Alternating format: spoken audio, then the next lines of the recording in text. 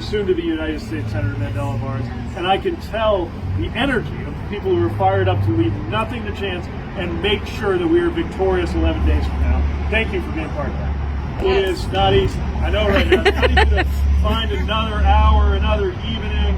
I know a few of us are introverts in politics whose ideal evening doesn't involve knocking on doors and picking up the phone and talking to strangers. Not that we don't love other people, we just don't always gravitate toward getting out there. And then there are extroverts, so this is easy for you all. You just do what you always do, just do it for a purpose. I'm here to remind you of that purpose. It could not be more important or more pressing right now to make sure that we have the right leadership elected, and in the case of your great state leaders, re-elected on this upcoming election day. We are a country that has been navigating through some of the toughest times that we have faced in the modern era, and have met that challenge again and again and again with the measures that brought us back from the brink of a recession or perhaps a depression, with the measures that are allowing infrastructure to be developed and built in this country in a way that hasn't happened since the Eisenhower years, with things like, Veterans Day is coming up. I spent a part of Veterans Day just checking in on people I served with, and the fact that I now know that some of the buddies I was with in Afghanistan who weren't on their first tour like I was, but on their second, third, fourth, or fifth tour, are going to be protected from the effects of the burn pits that they were exposed to. These are the kinds of things that have been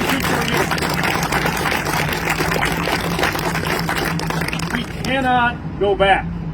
We cannot go back right now because, look, the folks on the other side of the aisle have telegraphed what they're going to do. And you can tell by the promises that they keep. They didn't keep a lot of their promises. They didn't drain the swamp. They didn't pass an infrastructure bill. They didn't even build that wall they were talking about. No, we're still waiting for it. Yep. Nope. They did keep two promises that they made. One, they promised that they were going to do massive tax cuts for the rich, and they kept that promise. Yeah. And number two, they promised they were going to take away a woman's right to choose, and they acted to keep that promise. So we know when they tell us what they're going to do, we know when to believe them.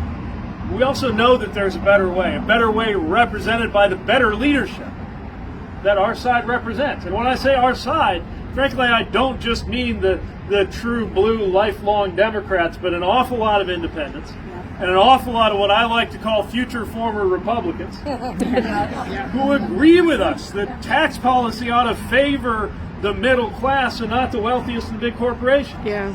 Who agree with us it doesn't have to be a partisan issue, that climate change is real and we ought to do something to beat it before it beats us. Who recognize that it is better to have manufacturing jobs here on United States soil benefiting American workers. And who, yes, respect a woman's right to make choices about her own body. Yeah. Mm-hmm. For sure.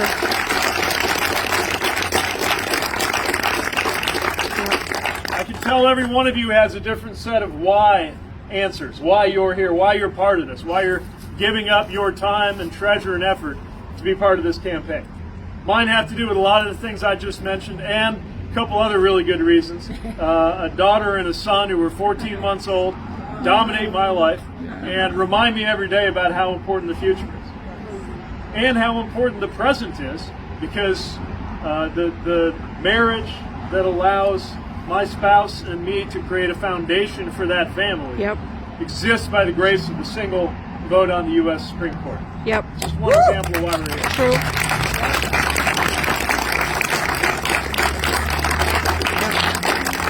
I could go on and on about the high-minded academic principles at stake, but what's really at stake most of all is our everyday lives that are shaped and determined and go better or worse because of the decisions that are made in big white buildings in Washington, D.C. And I sure would sleep better at night if I knew more of those decisions were being made with people like Mandela Barnes and less with people like Ron Johnson at the table. Oh, yeah! Yep. So you're ready to do everything it takes to make sure we have a good result. Are you going to find somebody with a clipboard and sign up for one more shift? That's what it takes. It is arithmetic. Every additional shift you sign up for means that many more touches with voters, and every touch with a voter means a greater chance of getting somebody to the polls. It's just like Tammy said. Look, if folks who are thinking about voting actually vote, we've got this thing walking away. It's going to be great. Yeah.